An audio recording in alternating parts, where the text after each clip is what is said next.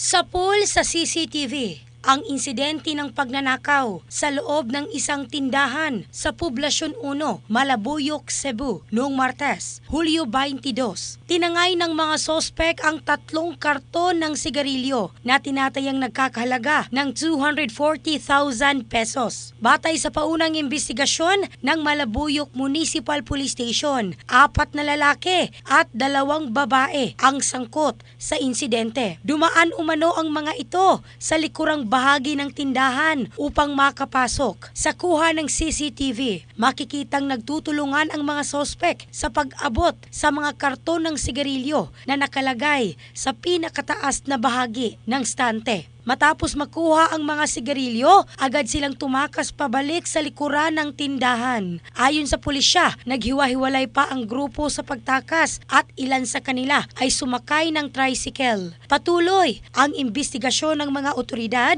upang matukoy ang pagkakakilanlan ng mga sospek. In the heart of changing lives, ako si Michelle Craste ng Brigada News Philippines, the Music and News Authority.